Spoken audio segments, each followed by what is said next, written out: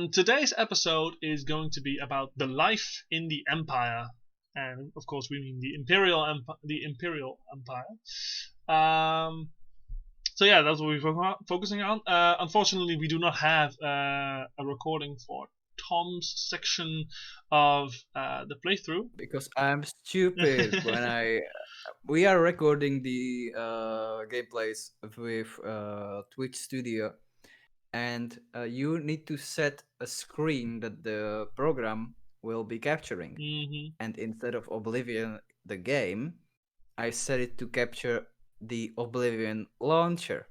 Lovely. The little with play and settings, mods, and quick things. So yeah, 1.5 hours of purple. Yes, all right. But I have a recording that's working, so that's that's the only thing that will be moving on screen, other than the slideshow that we did prepare for this particular topic. So let me start that up. Since the whole thing behind this podcast was like we have been very lore heavy with the previous podcasts, and apart from the very last one, it was like a lot of preparation going into it. We missed the improvisational part of it. So yes. I was like, okay, so what topic of a podcast is like is the one that we can talk about from the top of our head? Yes, exactly. And like what the average fella in Skyrim or Cyrodiil does. Like he wakes up, he goes to work, comes back to his family, like children, stuff like that. Yes. Then goes to the tavern with his guys and passes out from meat overdose. So because I've been playing a lot of Morrowind in my free time, I can also talk quite a bit about Morrowind, which is our wonderful starting point. So the funny thing about like Morrowind during the time of Morrowind, so the third era, the year 427, you deal with three main cultures that are present on the island of Vattenfall, which is the native Dunmer culture, also known as the house culture, House Dunmer, the Great Houses, the Ashlander culture, and the Imperial culture. The council system of the government works well, which is the Great Houses, the council. And the temple provides shelter, education, and health for all. At the same time, the legions of the empire and magistrates guarantee the rule of law and justice, and free trade has made everyone in Vardenval prosperous. Prosperous, yes.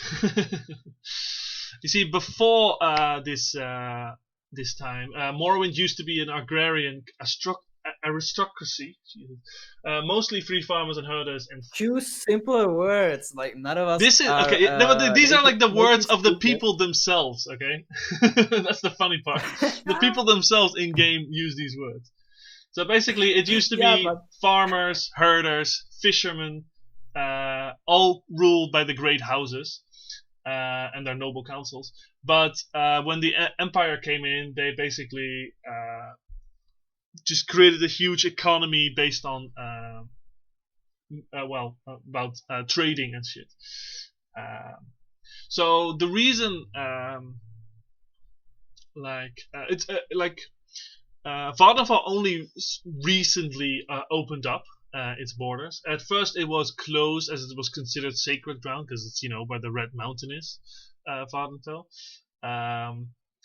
But in the year 414 of the Third Era, so only 13 years before the events of Morrowind, the island was opened up to trade and settlements after the centuries-old ban by the Temple. And this new district, as it's called, the Vardenfell district, was divided into the Redoran, Hlalu, Telvanni, and Temple districts. Now that's three of the main houses, the great houses, which all have a headquarters in the different parts of Vattenfall. As you can see on the slideshow right now, top left we have Aldrun, which is south of the Ghost Fence, which you can see in the background. On the top right we have Balmora, which is the Aldrun is where House Redoran has their headquarters. The top right, Balmora has where House Lalu has their headquarters. Bottom left, we see Sadrith Mora of House Telvanni, and in the bottom right, we can see Vivek, the city in which the temple has the most power, and also where Vivek is at. Aptly named, definitely. And then finally, we have the Ashlanders, which are scattered all around the mountain, basically. So yeah. Basically, like you could I know that simplifying it, but the houses, like every single one could be summed up by a profession. In a way, yeah. In a way, like the Redderans are the fighters, like the traditional like standing guard type of guy. Then you have Hlalu or Hlalu. Whatever you call them. Pronunciations are fun. Who are like the mercantile merchants, type of guys. Yeah, merchants. Let's be friends with the Empire. Then Telvanni, as Nelov says it. Telvanni are they're just wizards. Yeah. They're like, and the thing is, they're wizards, but not scholars. No. They just want to be powerful individually, and they just grouped up because it's easier to have a say in things when you are together as one house. So, yeah, compared like to other big groups of magically innate people, like the Arcane University in the Imperial City, where like the biggest thing about the Arcane University is that it's a group of highly talented people that work together to achieve some goal, and that usually is research about magic, about the aliens, about like necromancy and shit. That's the biggest difference between Telvanni and even like College of Winterhold. Oh yeah, where the whole thing about the College of Winterhold basically revolves around the research. Yeah, and I think like if you want to like summarize them as quickly as possible, it would really be House Telvanni is making yourself powerful. College of Winterhold is doing research, and the Mages College is providing magical services for the people of the Empire. Yeah, absolutely.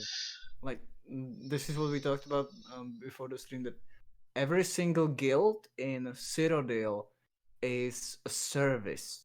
It's not it's like the original term of guild. It's not the video game guild. Yeah, there's an actual guild. The actual guild where is a group of professionals that form a union. Form a guild or form a union, basically, to like so it's easier for the common man to know where to get these services. Yeah, it was also because if they organize themselves into one thing, then it becomes easier to set up specific rules. It becomes easier to have a say in politics as well. And it's easier to find an expert in some niche category. Like if you this is a problem for in Skyrim, for example, where the Mages Guild doesn't exist. There is only the College of Winterhold, which is way up north. But the only wizards in towns or cities are the court mages. Yes. But they are not like they're more advisors to the Jarls, really. Yeah, that's the thing. But they cannot be skilled in all schools. No. So if the Jarl or just anybody in the city like needs something specific, like they need something to enchant, they might not be able to do it because they are an illusioner. No, exactly. So, well, I mean, like if you look at the quests that you can do in the College of Winterhold, it seems that one of the few services that the college does provide is enchanting services. Oh yeah, that's true. Like the guy that's responsible for enchanting, he goes on rants how nobody wants to learn how to enchant. It's just a shit ton of people come to him, Yeah. pay him gold to enchant stuff for them. Yeah, no, exactly. So yeah. Let me see. Right, if I want to go I only got like a short bit left for Morrowind, so I'll finish that up. The Dunmer of Morrowind actually really dislike and disrespect all foreigners, at least in that age, who they regard as racially and culturally inferior. That's the whole mer. Yeah, that's the Mer thing. Mental. But also, like, it's in their culture as well, where Yeah, absolutely.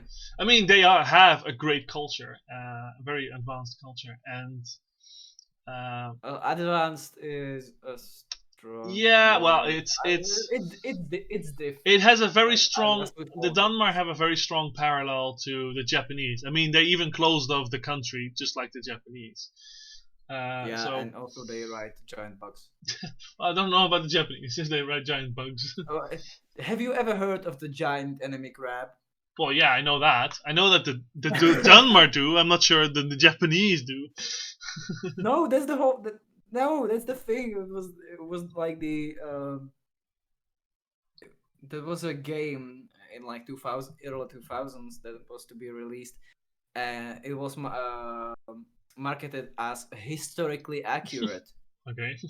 Based upon real Japanese history. Wow. And like the very first encounter in the game that they presented on E3 was like, so here's this giant enemy crab. It was like a house-sized crab that you had to fight with your little army. Wow. Interesting. That's the emperor crabs in.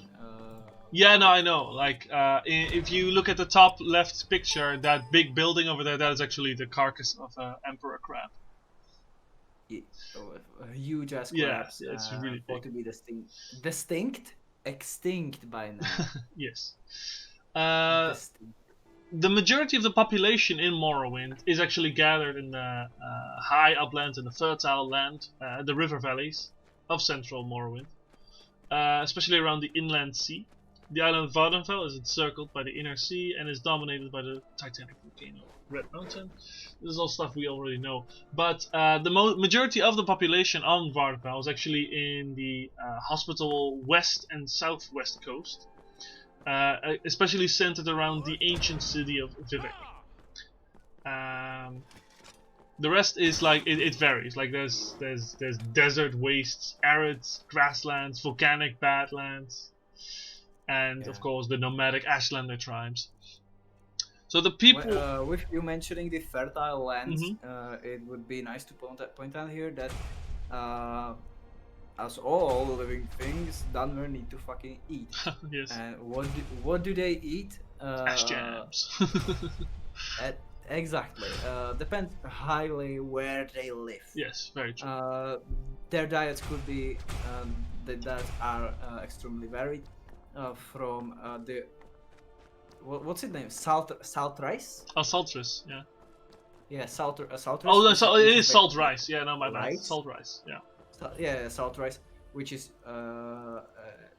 fantasy rice. That already has salt in it. How wonderful. Yeah, it's amazing. it's a prefabricated food. It's like hamburger apples. Wow. Hamburger apples.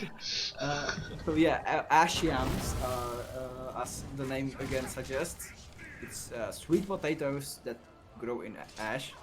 Yeah, which is all over the place, so it's good that something grows. Yeah, and another a good how to say this? There is a delicacy in the Dunmer circle. Mm-hmm. It is an egg. Oh, the Kwama eggs? Yeah, Kwama eggs. And it's not a chicken egg. No, it's a Kwama It's egg. not an ostrich egg. It's a fucking What even is Quama? It's an insect. It's a sort of insect. It starts out as a larva and then it becomes something which has an exoskeleton that can either make it walk on all fours or on two legs even, or it becomes a queen to lay more eggs. It's a bit strange. Like it's hard to say what they do. They are very reminiscent of ants basically, but then the way they look is different. Yeah. The thing is that you cannot farm these. Well, no, you need special techniques. Yeah, there is no farms that actually no, but there's egg mines. Quamas. Yeah, but there is egg mines because Quamas live deep underground in caves. So if you want to enjoy yourself a nice fresh Quama egg, you need to venture into a cave and fucking steal it from them. Yeah. And the miners, as they're called, of these Quama eggs, have secret techniques to not get attacked by the Quama. So if you go into one of the egg mines, you see that the Quama might attack you, but not so much the other miners. Yeah, they're sneaky. Yeah. Or maybe they blasted themselves with Quama excrement. Oh yeah, that's how it works. Yeah, the good old Walking Dead technique. Exactly. Yeah. So the people of Morrowind really have kind of differing attitudes towards the Empire, and because on the one hand you have people who are very much like, oh, we want to maintain our culture, and on the other hand but we want also the benefits from the Empire. And so you have the stereotypical, people that don't want change. Oh god, what's it called? You have the conservatives. There you go. Conservatives. And you have the liberals, as it were, or basically the Empire supporters, which is most of them will. That's the least liberal thing I have. Yeah. I heard. Let's support the Imperials. Yeah, that doesn't really seem to work. Fuck yeah. I mean, when you live in these kind of places, which could be described by the term dystopia, living in an imperial led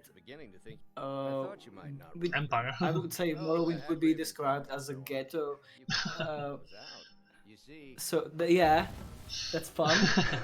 So the Empire supporters, most of them you will find in House Lalu, but they also have a bit of a thing that they want to make profit. There's a lot of scheming, backstabbing, that sort of thing. That's House Lalu. House Redrun is the other end of the spectrum, where they're very conservative and no, we want to maintain the Empire, and we also need to get rid of the Empire. We need to maintain the customs and then get rid of the Empire. Yeah, they're very patriotic / nationalistic. Oh yeah. I would say that every race in Elder Scrolls is nationalistic because they don't have any other choice. Well, I mean the Imperials are very much it's hard to say. They are, yeah. Imperials are Imperials. Yeah, basically. That it's in the fucking name. Yeah. I just remembered when I mentioned the Saltrise and the Quamags and the Ashiams. There is one more food that the Dunmer enjoy, and that is Netch jelly. Oh yeah, Netch jelly. Netch jelly. Netch are these. I would say, how the fuck do you describe a netch? A floating land jellyfish. Yeah, it's basically a combination between a cow and a jellyfish, but then it's more cow and I guess it's this big balloon, bloating mass with long tendrils / tentacles. Yes, they live on land and they near float. Water. Yeah, near water. Yeah, and as you said, they are they think of them as cattle, and the jelly that they secrete, and usually it's harvested from the carcass. Mhm. I don't think it actually can be Milked. milked. Oh my god. Milk the tentacle The monster. thing, yeah, it's toxic. It's toxic, and it could paralyze you. And they use it in alchemic ingredients. But if it's prepared in a special way, it's basically like normal jelly. Yeah. They eat it. Yeah, yeah. Well, I mean, like, yeah. There's also descriptions of Morrowind being a very alien-like environment, so it makes sense that even the food is a bit different. Yeah. So we talked a bit about Morrowind, but let's move on to the Empire, which, of course, has its beautiful capital, the Imperial City. Imperial City. It's a very nice drawing. Just before we go to the Empire, Yes. I want to mention another thing about the food. Dunmer, as with all guys, they do enjoy themselves some alcohol, which Oh, we yeah. talked about in the Alcohol and drugs. alcohol and drugs. Episode. And they have their own special drinks. Drinks or beverages. Who knows what they're made out of? Yeah, it's maced, which is basically a sake type beverage. It's made from salt rice. Then they have what's it called? Grief, which is made from comberry. Comberry is basically a juniper berry type. So I would say it's a gin. Sort of. Yeah. And then they have what's it called? No, not Jaga. Sujama? Sujama and Flint. Flint.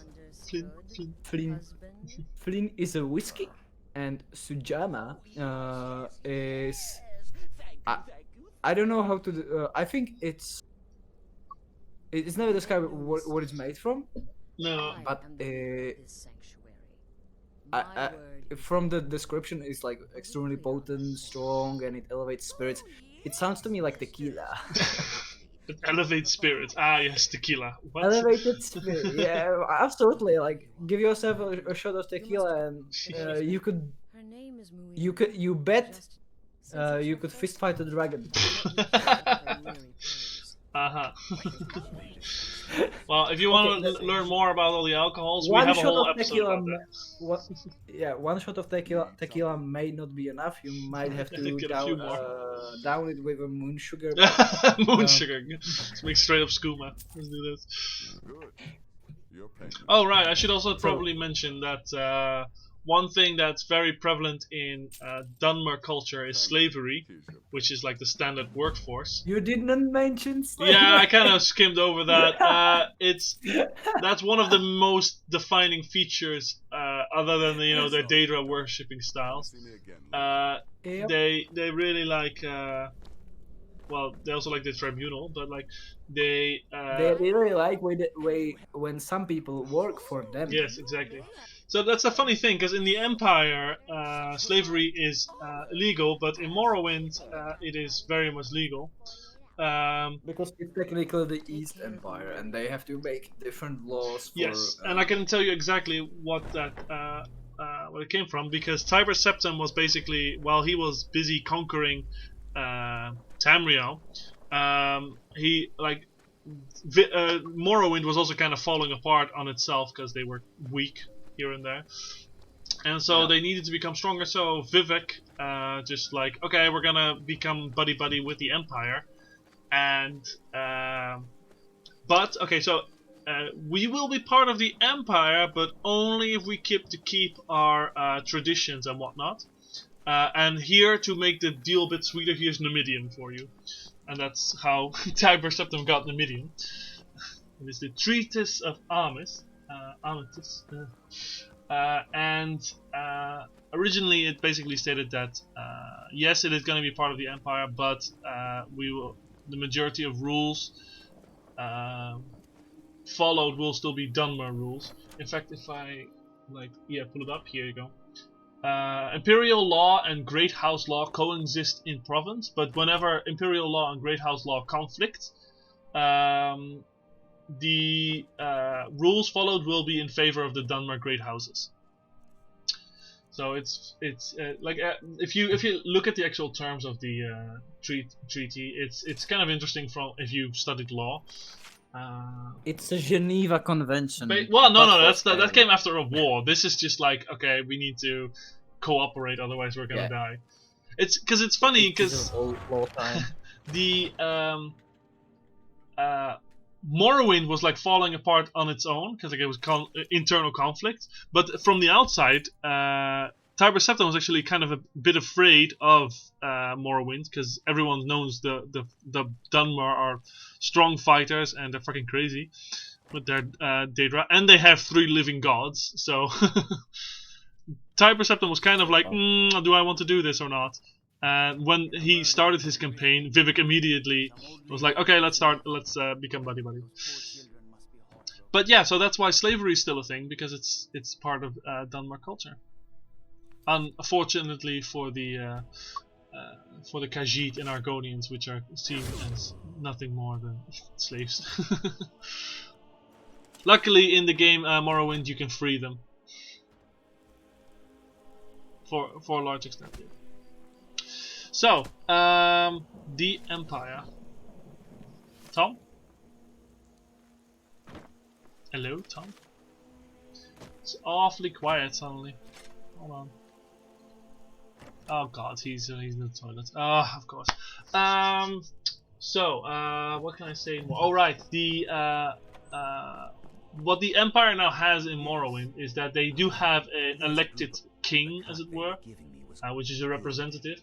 Who is they had monarchs in history before. Yeah, true, but like during the time of Morrowind, they basically have the tribunal and the temple, the great houses, and then the Empire, who has its representative, the king, who is in Mournhold.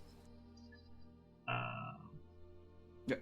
Yes. All right. Mournhold previously held.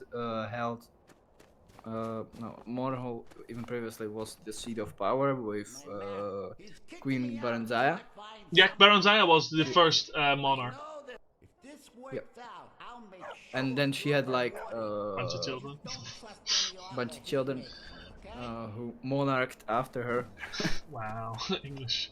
That's a verb. But she was basically still pulling the strings. Mm-hmm. And after that, there is not much. Yeah, I mean the one that you encounter in Morrowind is not. Is just trying to cover his own ass with a lot of things. Yeah, it's like Elisif the Fair. Oh yeah! Oh, wow, Elisif the Fair is just like not suited for the position per se. It's not that she's like doing stuff behind people's backs. She's like, I'm trying to make the best out of a situation that I didn't know I was gonna be put in. It's Elisif is just in a bad place at the bad time. Yeah. She is the wrong person at the wrong place at the wrong time. She's not a bad person. She's just not suited for the role. Not.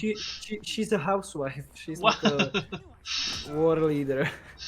Anyway, the Empire and its people, because they exist in Morrowind, but of course it's a bit different in Cyrodiil and the Imperial City.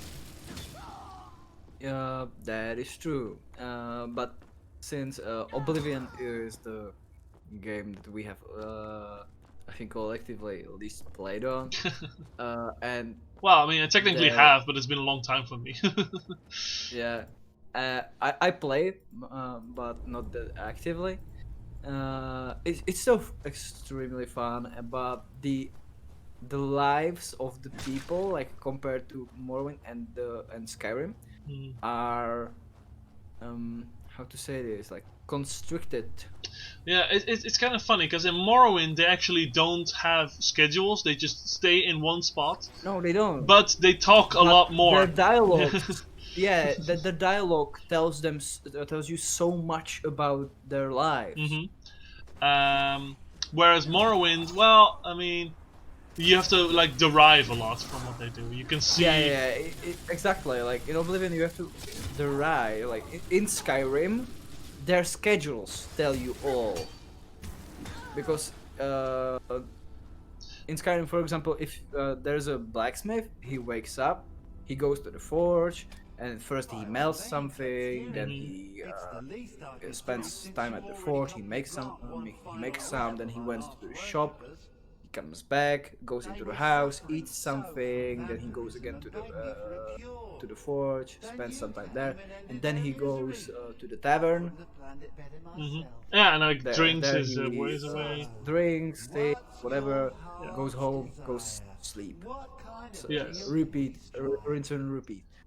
And this goes for everybody, be it a hunter, a merchant, like there's a schedule. a ton of there's a schedule for them. To put it in different words, in Oblivion they do walk around and do stuff, but no one seems to have a profession.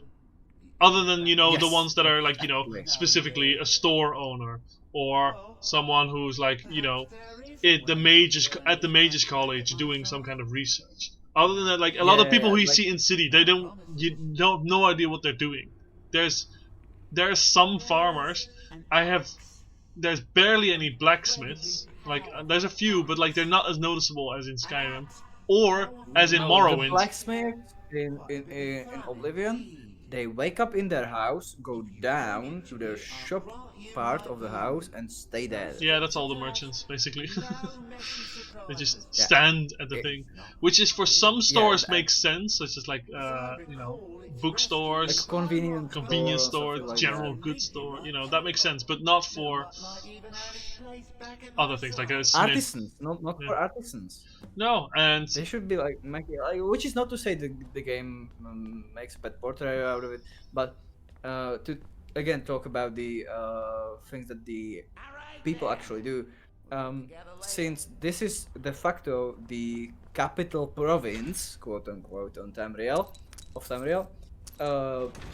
the diversity of the people and the things they do is extreme. From beggars to arena fighters, blacksmiths, librarians, mages, assassins, fishermen, sailor. There's a lot of professions possible. There's a lot of professions, and the main body of the big body of water that is in the center of Sordil does a lot. There are people who have lighthouses and tend to them. It's a big city of trading as well. That's main thing. Absolutely. Like there's a whole ass district dedicated to trading. We should see people moving cargo between the port and the various shops. That's something we should be seeing instead of just people wandering about. But we can safely assume they do that. Like it's just not. It's not portrayed, which is something we would expect from a newer game. Yeah. If you want to make the schedules even more, alive, then if you want to go like real hardcore level, then you should have like the actual cargo, the crates that are brought to the store must contain the actual things that are being sold. Yeah, I just wanted to say that, like the citizens of the place actually go shopping, because that was never the thing, and I don't think it's a thing in any video game that I know, where the NPCs go shopping and then they can actually buy some item that you wanted. Yeah. It's also like if you buy a lot of one thing, then the price should change. Yeah, let's simulate economy. That's gonna be fun. I mean, they tried to do that in Fable 1, and then they kind of failed because they made it too immediate. So if you buy up all the health potions from a store, then suddenly the value of health potions goes up. If you then sell all, then you get a lot of money for it. But then, because they have suddenly so many, then suddenly the value goes down again. So you buy them for a lower price and you sell them for high. And basically you can make infinite money that way. Unfortunately, you see, that was like an attempt. Well done, but not really. The attempt was there. Let's see. Yeah, let's talk about the people, the relationship between people. How's that? Yeah, absolutely. So Marriage. Yeah, the only game marriage is an actual mechanic in is Skyrim, and then in online. And in Skyrim, you basically do a quest for somebody or a quest line, or you bring them some item in case of Isolda. And then you can just straight up ask them, hey, do you want to marry me? Once you have the amulet. Once you have a certain special something. Yes. The thing is that it's explained as they explain this, that the lives of people in Skyrim are unpredictable. They can be short. So love or marriage is something way more spontaneous. Yeah, kind of like, enjoy the moment. They like enjoy the moment. We could die of the disease or a flesh wound anytime. So, but still, marriage is marriage. It's between two people that love each other very much, and there are several types of marriages. Mostly, it's done through the classic or religious route.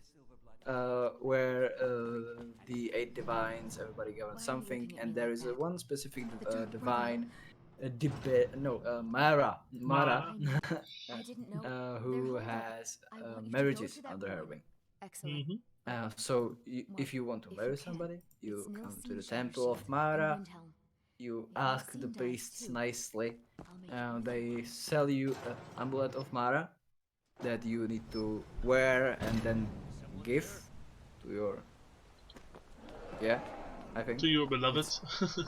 Yeah, to your beloved. And if they say yes, then you come to the temple together, and the priest does the whole "we gather here today under Mara's loving gaze to bear witness to the union of two souls in eternal companionship." Yes, exactly. Yeah, it's a standard marriage like we have in Europe. For a lot of European countries, it's not even the countries. It's Catholic-based marriage, basically. Yeah, it's exactly. It's based on the Catholic marriage. Yep, style. And it's a public ceremony usually where the townspeople can go look. People that also like both of you show up. Yeah. But it's not as fancy as our marriages, I would say. But there are, of course, exceptions to this. Notably with nobles or people of power.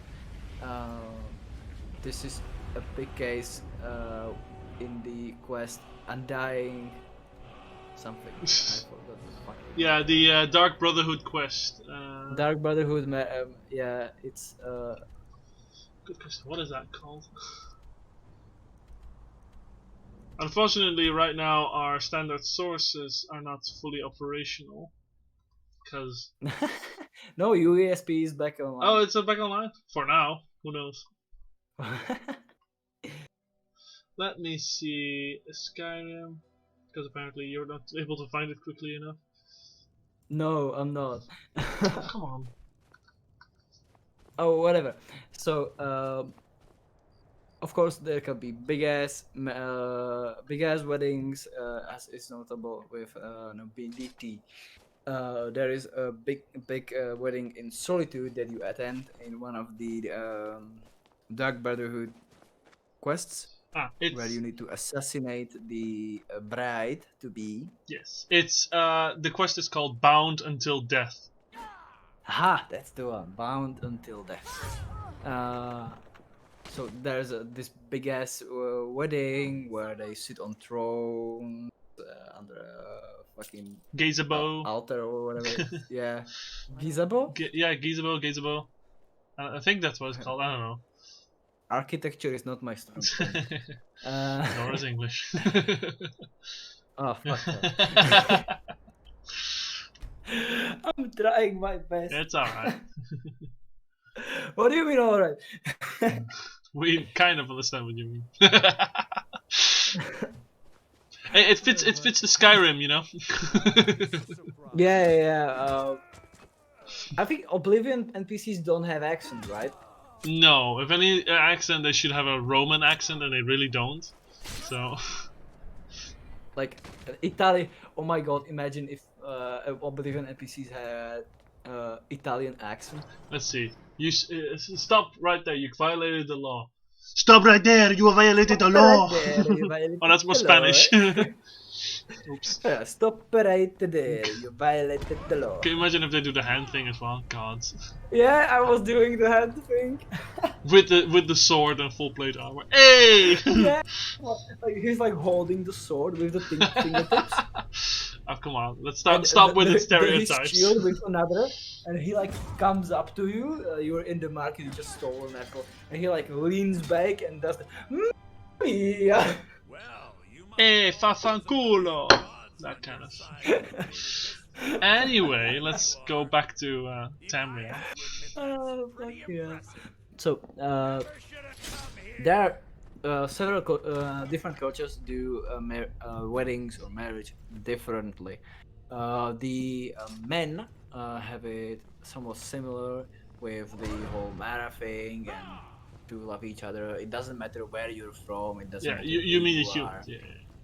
The human races. Yeah. You can be any gender you want. Yeah, they're not very. They're very LGBTQ plus friendly. Yep. And fun fact: some Ayleid clans that did not worship Daedras, some Falmer before the whole blind red people incident, and some Kolfrigi, which were one of the original Nedic tribes that we talked about in the previous podcast. They all worship Maratu, and before they like disappeared, and there are mentions of them actually having marriages, with Mara being the patron that they made it with. And another different culture that does marriage absolutely different is the Altmer, the High Elves. And they take the love, which is the main reason behind marriage, and they take it, they crumble it up, they burn it and shove it upside down a troll's arsehole. Because the whole point of marriage in Altmer culture is the preservation of bloodlines. Ah, yes, to make a purebred descendant who is as it's close to the Aedra. Eugenics. Yeah. It's eugenics. It's a miracle they haven't started dying out because of inbreeding. I don't think they can. I don't think DNA is a thing. Oh no, it is. Yeah. There's no indication given that it wouldn't be. I'm not sure if there's ever a mention of like no, there has to be, because you have Titanborn, in Elder Scrolls Online, that there's people who carry about bloodlines and such. So I mean, they may not know the specifics of blood. DNA. Yeah, like, we know that there's blood. Well, like I mean, the discovery of DNA was also only in the last. Wasn't that recent in our history, so and they don't have microscopes no, and stuff like that. They have no idea. They probably have. We know they talk about blood and bloodline and blood carrying the potential. Yeah, exactly. When you the Ogma Infinium quest in Skyrim, you need to gather mad blood. Yeah, exactly. The elf blood, which has like material and that you unlock blah blah blah blah blah. The Dwemer blood you basically create with it, and There's also dragon blood in the main quest line where you need to slit your wrist into the hands, just hands, not your wrist. Instantly dies. Bleeds out. And palm. I went to say palm. Into the fucking spiral thing, and then the big ass head like comes up and it leads. The head of Rammus. Yes, it opens the gate in the what's it called? Cloud Ruler Temple. Yeah, Cloud Ruler Temple. Yeah. Oh no, that's a different. Whatever. No, that's a wrong game. What's it fucking called? The blades. Place. Wall. Alduin's Wall is in Skyhaven Temple. There you go. Skyhaven Temple. Yes. That's the one. So anyway, back to the altars. So their marriages are arranged. They are completely loveless, and the highborn Altmer are like expected to seek guidance from stars, which is basically them preying upon the constellations and gods, and they wait until the stars tell them who should they marry, who is perfect for them to preserve the bloodline. So there is a god who likes eugenics, which is fun, because like they like this preserving bloodline so much that vampires, werewolves, and like interclass marriages are not allowed, and of course like disabled is absolutely out of the picture. Yeah, I mean they throw babies that aren't perfect right into the pits. Like throw them off cliffs. So speaking of, I don't think disabled people are a thing anywhere in Tamriel. They haven't included them in the games yet. They've, I think, made mentions of some stuff. They were like, we know that mango, like there's a big difference between like disabled from birth and like being affected by like if somebody cuts off your fucking legs or an arm. I think there have been people with eye patches. Yeah, eye patches are a thing, absolutely. So that's technically disabled. Missing an eye. Yeah, exactly. Now get out. I was gonna say something. Alright, the Aldmer traditions, they are a big thing, especially on the Somerset Isles. But outside the Somerset Isles, they are, well, they're often still a thing, but not always. For instance, in Markarth, you have Calselmo, who is an Aldmer, who is in love with a Redguard. So. Oh, you're right. Yeah. So it does happen. Like when they're outside of the Somerset Isles, they might deviate from their standards. Yeah, it's the power of the place. It's just they're very proud of themselves. Well, yeah. Whenever someone is nationalistic, that's when. It's basically we need to stay with our own people, which you also see in the real world, unfortunately. So yeah. Yeah, but like other than that, like Imperials, Bretons, Redguards, they are the cultures that have a lot of nobles, and they, as is with real life history, they like to, well, interbred or intermarry. Yeah. So if you have a cousin, yeah. Cousins marrying cousins. Oh boy. Oh my. Oh my. Did you want to talk about Dibella as well? Yeah, we could. I'm just gonna mention how Argonians also have marriages, but they are instigated by the Hiss trees, where the tree can actually tell somebody who is perfect for them, and they go marry that guy. And they have this they have a tradition that makes them put on these unique wedding rings. Oh yeah, Tel and Jay. Yeah, and the jewel is like supposed to be forged in gold and have 3 amethysts. And it's like the very specific design that they have to need to have.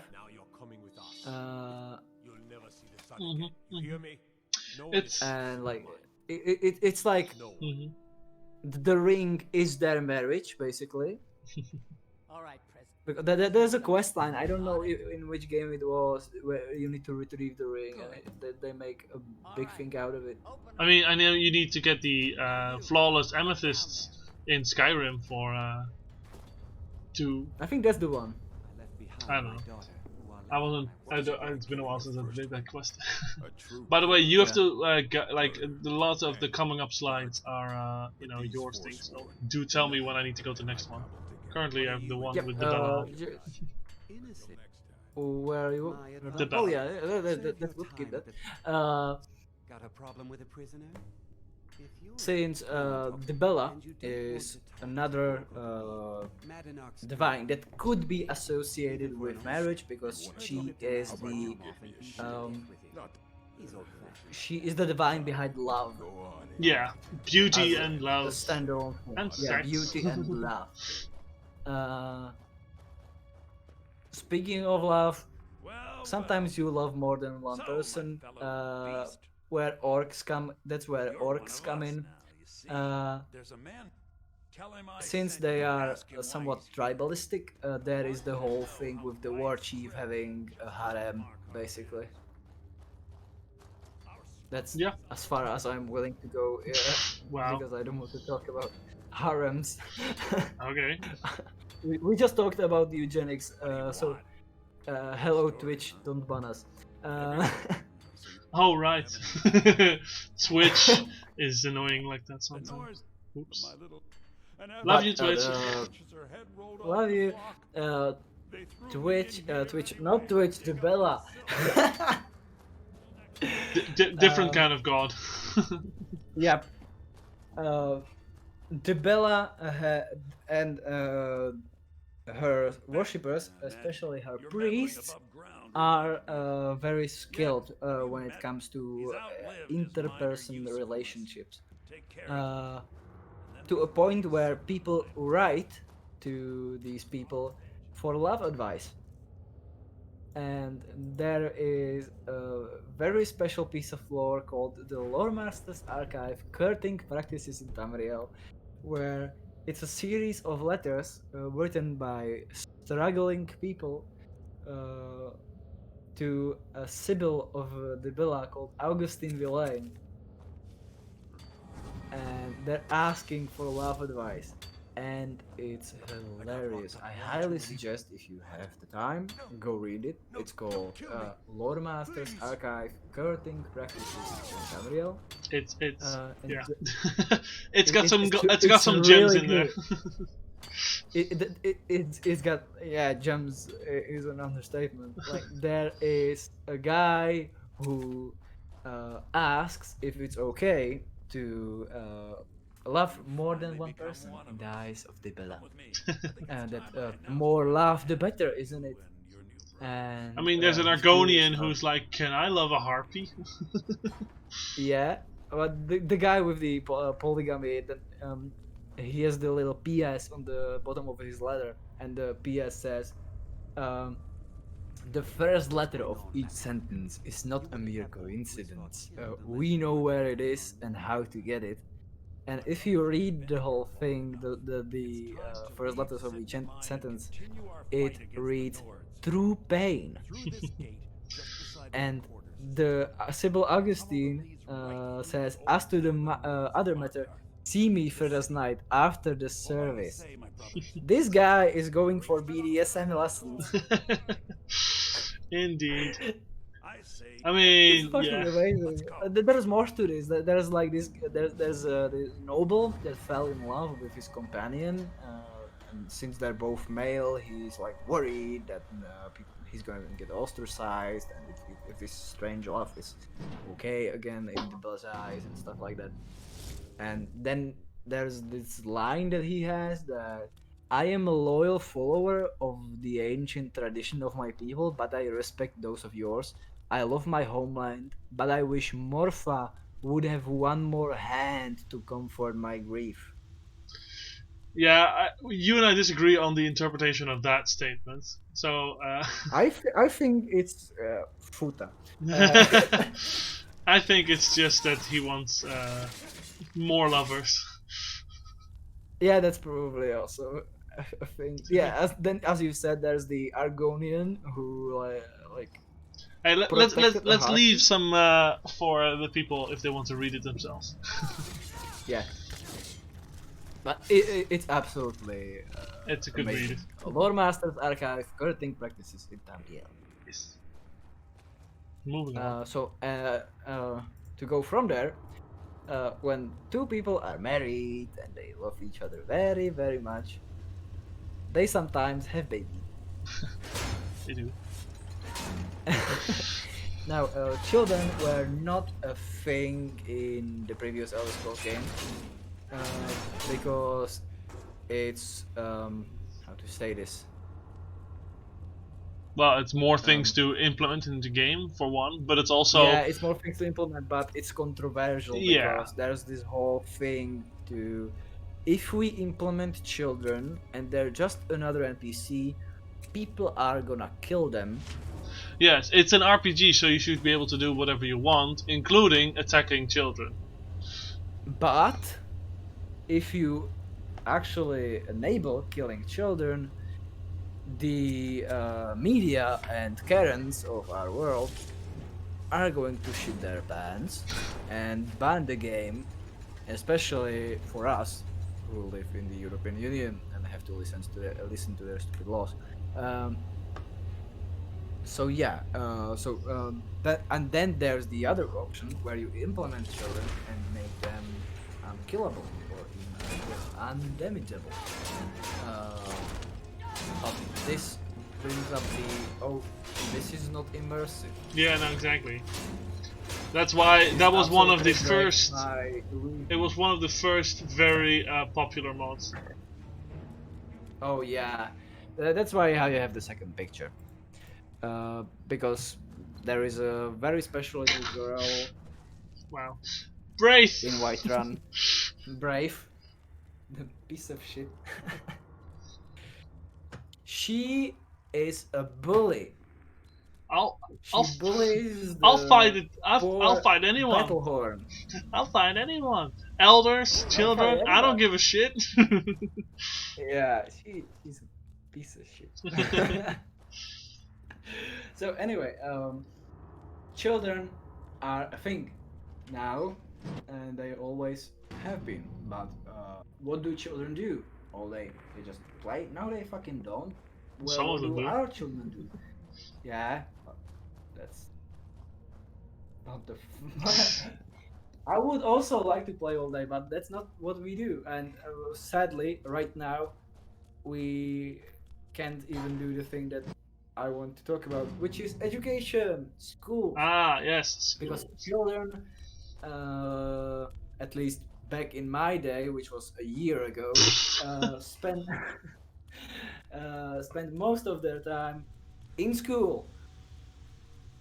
And there are no schools, to my knowledge, in the Elder Scrolls. I think there's a few, Apart from but notable exceptions. like notable I think they exceptions, usually go to I will- temples. Yeah, that's what I want to talk about. Because there are no public schools, like schools, that we know of. There are universities and colleges around Tamriel. There are, excuse me.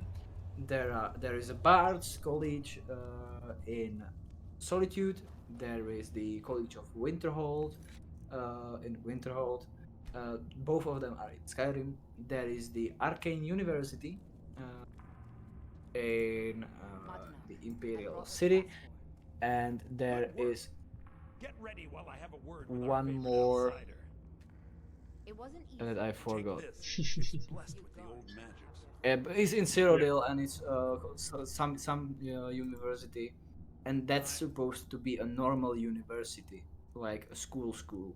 But again, it's a university. It's not a school for kids. No, exactly. I think the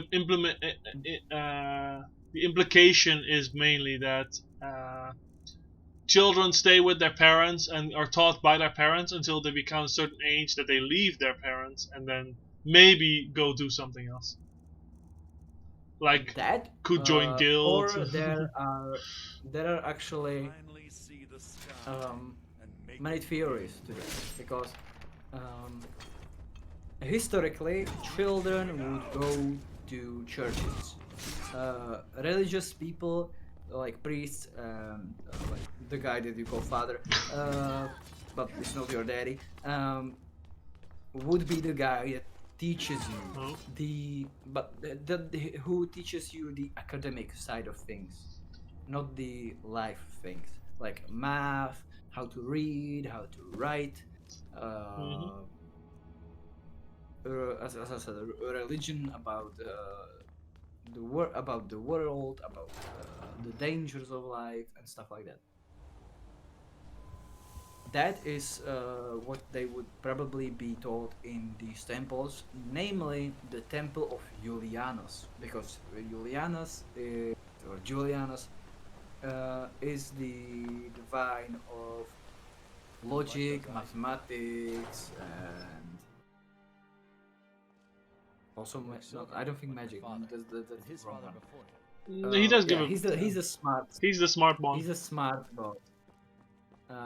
And in High Rock, or in Daggerfall, this game Daggerfall, his temples are referred to as schools. So the kids would probably go there, or if you were somewhere higher up, you probably had home tutors.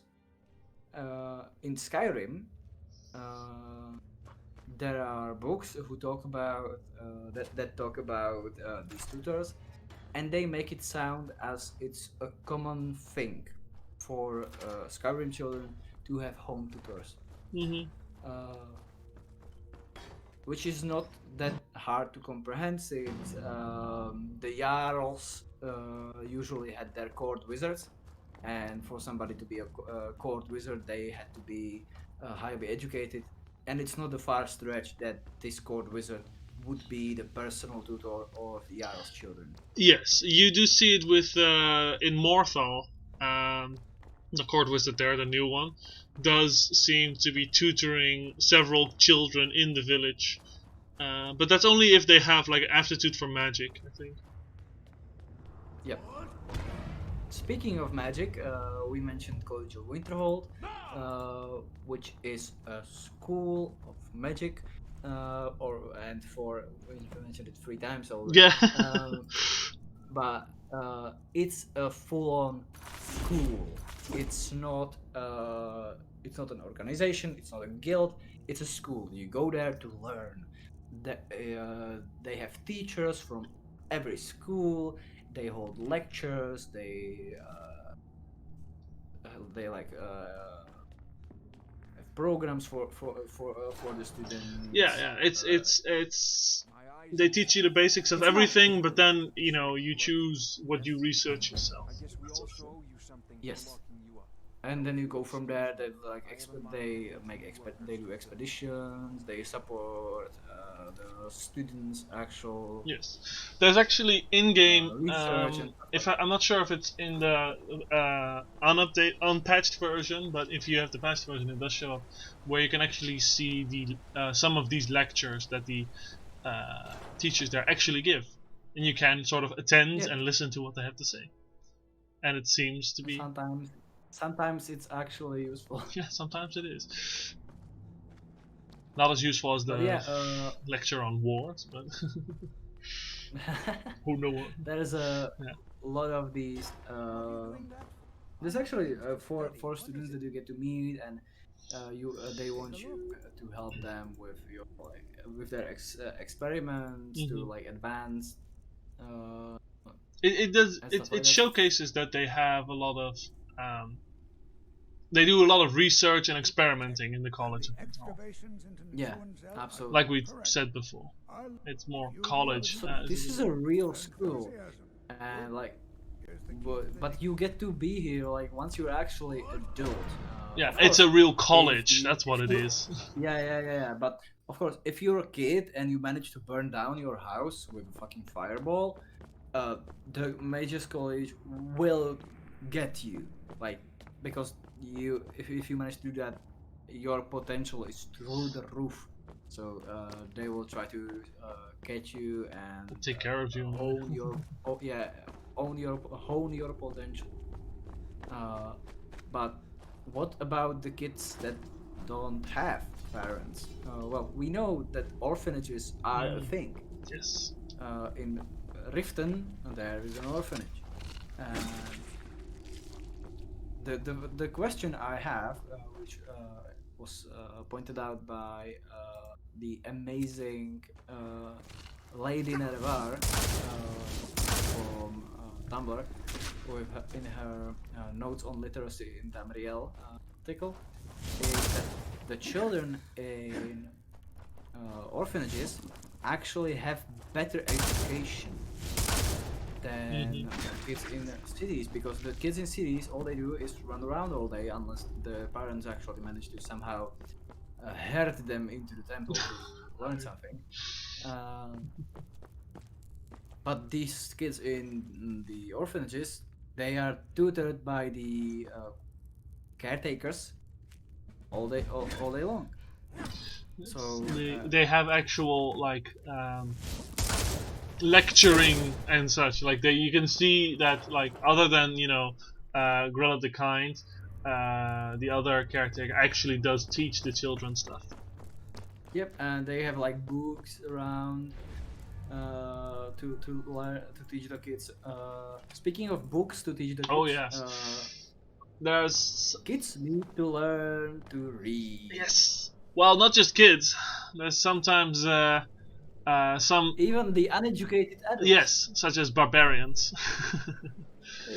Yes. Did you switch the slide? I'm switching it now. So, yeah. Yeah. There's a there's a nice book called The ABCs of Barbarians, and it literally gives you very simple. Like, do you have it in front of you already? Yeah. Okay. Go ahead. You wanna do it? Hold on. I need to. Okay. ABCs for barbarians. There we go. Alright. Come on. There we go. So, the book is literally these three images with the text below saying A is for Atronach, B is for Bungler's Bane, which you can see in the bottom left, and C is for Comberry. It's like very simple and basic. It's ABC. Yeah. It's not ABC. It's ABC for. For three. Woo! ABC. Congratulations, barbarian. You've just learned basic words. But we also found a more a one that's a bit more extended. Way more interesting way Yes. to learn your alphabet. If you can already see it in front of you. Yes, here we go. This is a poem. But as with all poems, it rhymes. So technically, it can be rapped. When I first opened this, I read it and I instinctively rapped it. It works. It works as a nursery rhyme, as a rap. Yes. I'm a white guy. I'm Slavic. Rapping is not in my blood. But this one is actually fun. Again, if you have the time on your hands, a child's Tamriel bestiary, or bestiary, it's an amazing read. It's like a minute. But it's so entertaining. Yeah, it's like 3-4 pages. Yeah, it's like it's by Shane Grooraf, Clever, no? And then he goes on. It's like, A is for Alien, a two-legged lizard with enough underbite to swallow a wizard.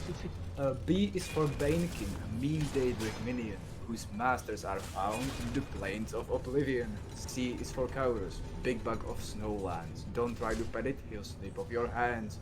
D is for Dune Ripper, the desert of so deep he'll chomp off your legs from below as you sleep. E is for Eagle, so loved by the elves. They plaster its image all over themselves. F is for Faded Wave, the haunting the tomb, lurking in the dark to deliver your doom. G is for Giant, of Skyrim I've heard. He keeps woolly mammoths and tends to his herd. H is for Harbor, a huge stick of the wood, who's eager to catch you and drain of all your blood. It's so funny. And it goes on and on. Oh, it's the whole alphabet, so you know. It's a whole ass alphabet, yeah.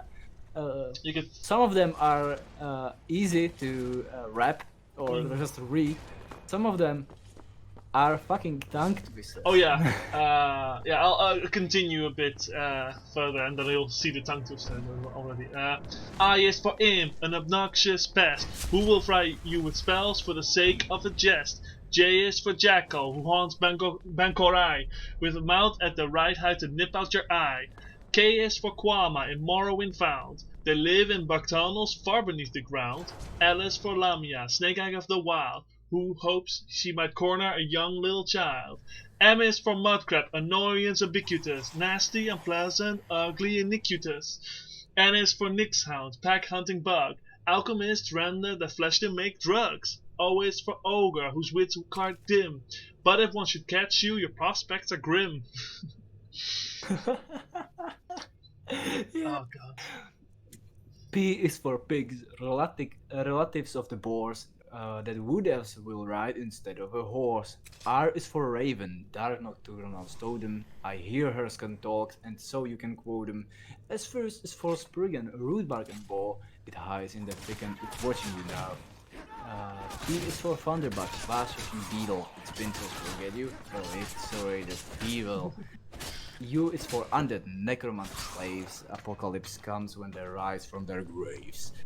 V is for vampire, ready to drill ya, cause she's got a case of horrific hemophilia. W is for wisp, evil global that beckons. Don't follow, or you'll be seen no more, I reckons. X is for Visivali, Daedric assassin, who will pop off your head on a wind as he's passing. Y is for Yokudan, warhorse the forebearer, knightsbound that he rides off when he goes to warfare. Z is for zombie. You knew they'd be last. Run, don't be walking. Some of it quite fast. Oh god. There's some in there that are kind of hard to, put in a rap. Like, make W is for wisp. Y is for Yokudan Warhorse the Forebear. Yeah. And then the next line, Knight's Mount. That he rides. Off when he goes to warfare. That's way too long. Yeah, it's way too long. But also, like, the W is also like, because in English you say W instead of something like V, as other Germanic languages do. And so it's way too long. W is for wisp, evil global that beckons. Don't follow, or you'll be seen no more, I reckons. Also fun how that's I reckons. Yeah, and there's a far worse one. That it's the fucking wood. Yeah. And the blood. Yes. Let me see which one. H was it? No. Yeah. Yeah. H is for Horvor, huge stick of the wood. You gotta really go low. Like huge stick of the wood. Who's eager to catch you and drain all your blood? Wood, blood. How do you rhyme wood and blood? Wood, blood. I don't know. Alright. We had our rap. Of course, there is and there is one last book for children that I could find. It's the children's Annuad. Annuad is basically the Old Testament Yeah, that's one way of putting it. of Elder Scrolls, where it's the description of how the universe and Nern and Tamriel came to be. Yes. And this is portrayed for children, so the Anu and Padme are actually two beings, and it's portrayed as a battle and a love story with a lot of blood for some reason. I mean, why not? I mean, I think the Bible also has quite a few references to blood, so. Yeah. So,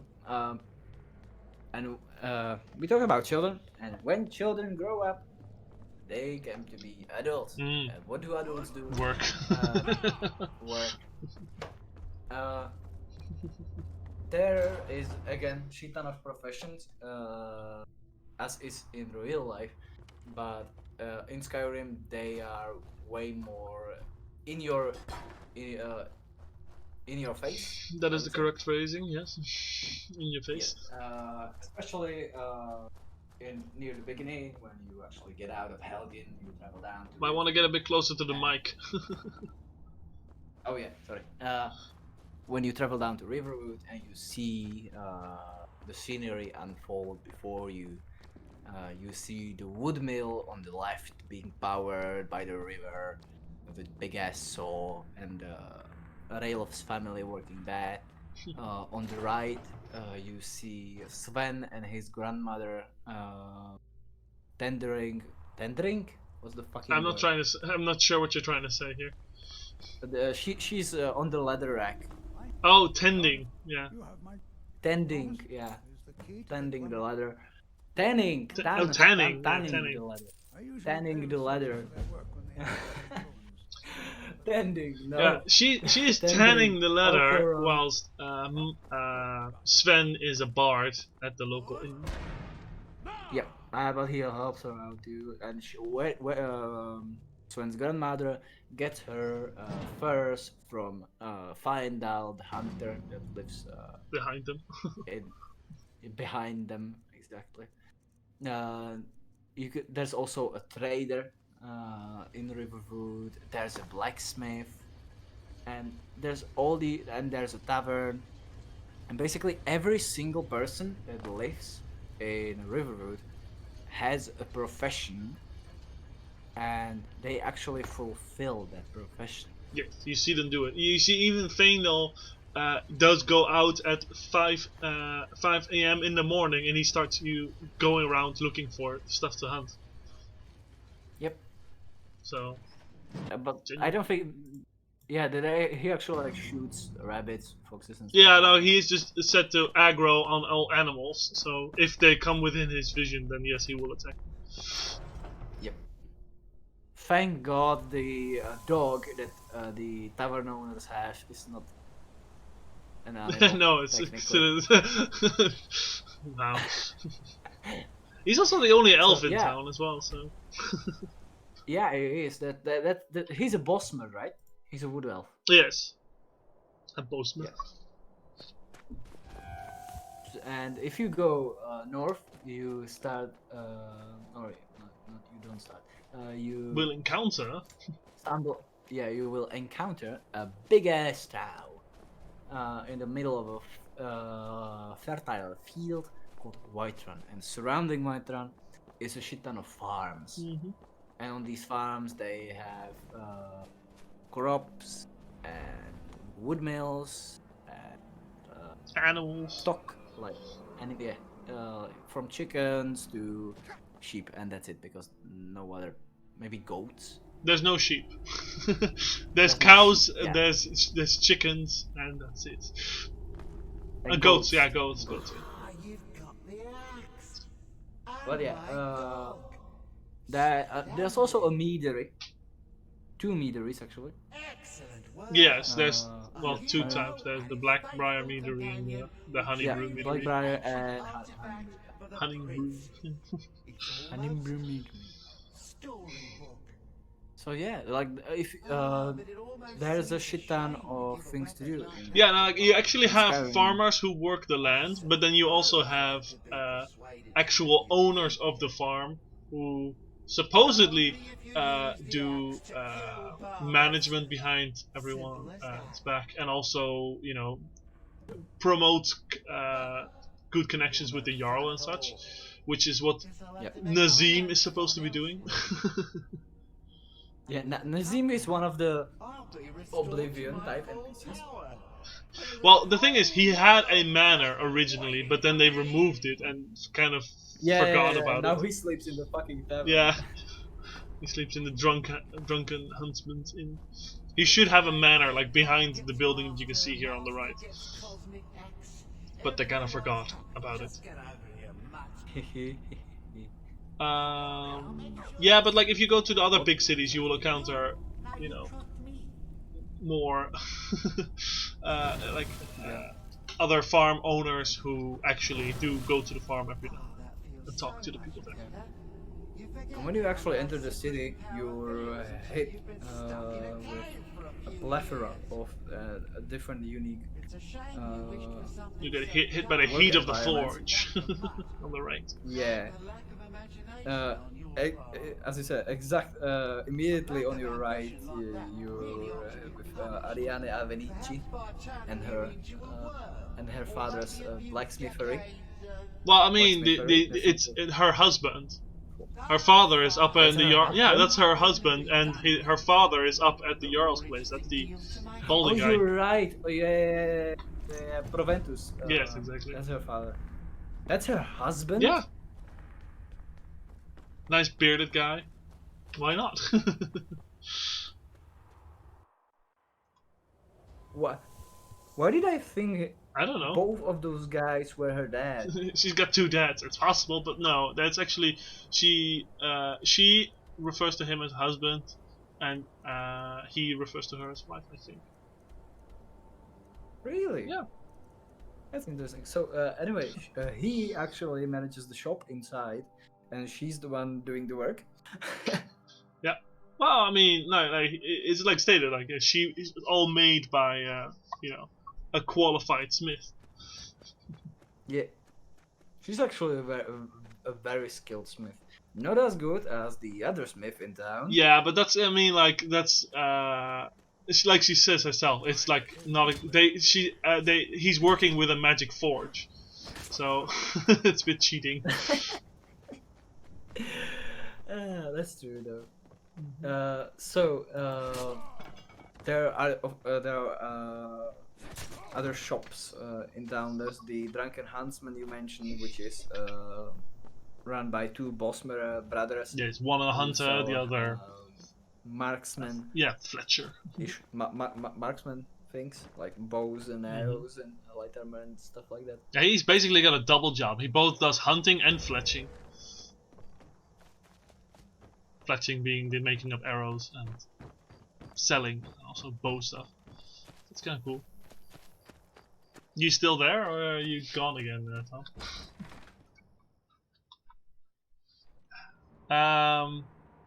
So yeah, that's one of the taverns. The other, of course, is the wow. Why did I forget the name? The not the prancing pony. That's the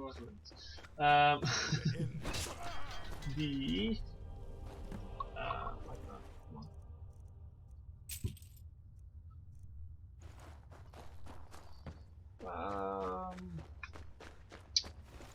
the Bannered Mare. See, it was a horse theme. That I knew. But the Bannered Mare, in which we have both the actual Plague. We have the actual inn owner. Takes care. We've got someone who actually goes around or gets the drinks from everyone. And then we have Michael the Bard, who graduated from the Bard's College in Solitude, and is therefore, a professional player of music and entertainer.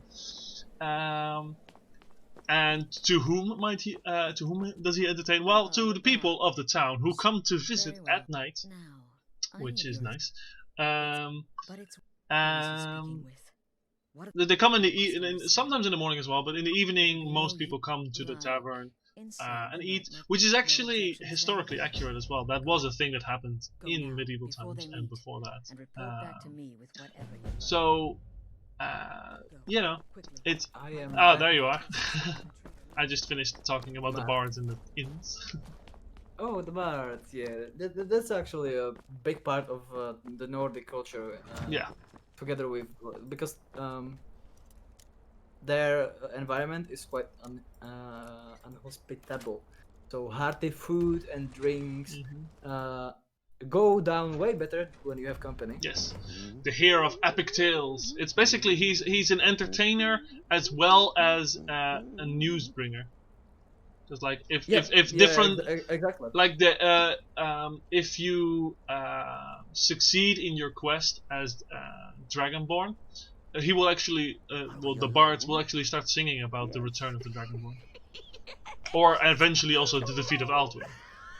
So that's pretty cool. Yeah, there are multiple songs that are added to his repertoire throughout the storyline. Very true. The others, I've spoken to them, and they're going around. I know it. And when we mentioned the Dunmer, we were talking about what the things they actually produce and eat. What about you? Have you? Their culture is quite alien, and the things they produce are actually like interesting, because the things that Nords produce and eat and stuff like that, it's all just classic things, with notable exceptions. Cicero understands. Absolutely. One of them being a fucking mammoth. Mammoth pie. Mammoth snouts, you mean? Mammoth snout. Won't you? They also know how to make candy, which is interesting. Like, because the dangle. I don't know how to make candy. It says more about you. No, like candy has to be made from sugar, among other things. And yes. Yeah, but how the hell did they get sugar? Honey? They can import sugar from Morrowind and from elsewhere, though elsewhere it's a bit special sugar. I mean, it's a moon sugar. Unrefined moon sugar is not unhealthy. No, it's just very sweet, and it's actually basically present in all Khajiit cooking. So it's not toxic. No, it's only refined in a specific way. Does it create skooma, a very addictive drug? Because like even when you look at the good old sweet roll, the white thing on top of it, that's sugar. That's frosting. That's made from powdered sugar. Well, no, that's how we would make it nowadays. I mean, there's the official cookbook that will probably use powdered sugar of one kind, but there are ways to remake this. I can imagine that they can still import sugar beets from Morrowind, where that grows. Yeah, that's absolutely true. We know for a fact that trade routes between Morrowind or even like just Solstheim are a thing. Maybe mainly the East on the Empire northern Company. side. Yeah, East Empire Company, exactly. But still, there are some interesting cuisine. There is some interesting cuisine in North culture. They are extremely keen on meat, which I think is the easiest alcohol to actually make. Honey. Yeah, honey, water, and yeast. That's how you do. You just let that be, and then you drink it, and there's a high possibility it's scuffed, and you are going to experience an intestinal holocaust. But I mean, there's a reason in during the Thieves Guild quest where like someone is tasting meat and like the one who created it is like, oh, you have to taste it properly, and then the guy who's tasting it is like, come on, this is meat, not some kind of fine wine to be savored. So even in lore, they don't consider meat to be that special. Yeah, because like depending on how you make it, how much like honey you add, it and how long you like ferment, it can be quite weak to say, like to a point where it's almost non-alcoholic. All right. And like because if it's and if Skyrim is anything like our history, where drinkable clear water in cities wasn't the easiest thing to get your hands on. Fermented drinks, where the slightest bit of alcohol would actually kill all the dangerous bacteria. True. That's why ale was more often drank than water back in the medieval times. That is true, but the thing was that people actually believe that meant everybody was drunk all the time. But the ale back then, people would just water it down for children, and they would use pale ale in the beginning, which was barely alcoholic. And then even then watered down. So yeah. Yeah, even then watered down, and they boiled it to get the alcohol. No, the boiling part, I'm not sure. Like all I know for sure is that they didn't know that boiling water removes bacteria.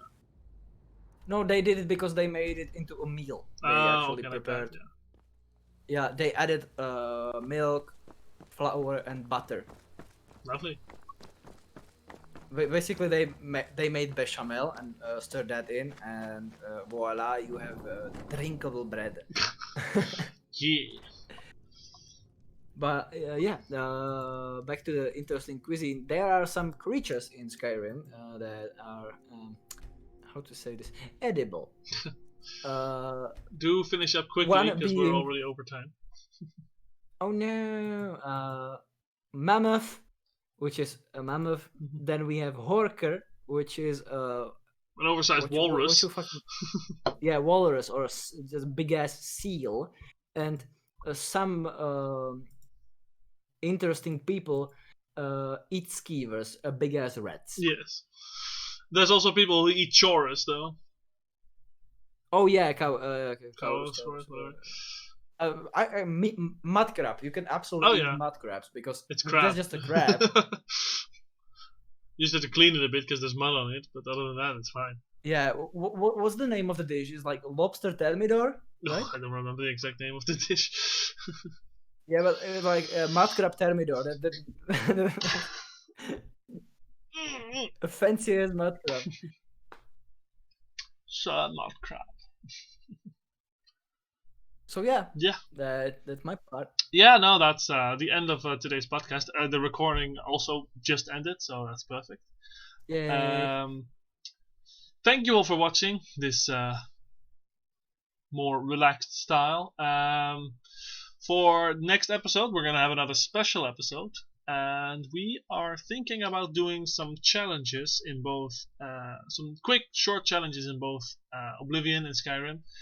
We still have to, fine tune the kind of challenges and how we're gonna do it. Going to do it live. Since it's the 20th episode, we were like, what special thing are we gonna do? I was like, maybe we could play Elder Scrolls Online together, and Lyria was like, no, that thing has 100 gigs. I just uninstalled. Yeah, no, it's crazy. I'm not sure what happened there with the installation things, but like, why the fuck is this game 100 gigabytes big? It's a bit much. But I guess that's just bad optimizing. Yeah, but there are games that are have similar content, like similar amount of content, and are way less. Like from the top of my head, a similar issue was with Destiny 2. God. where they actually had to delete entire planets worth of content because the console game, because on console one game can only have like 120 gigs, and it's not allowed more. It's strange that they design it so poorly.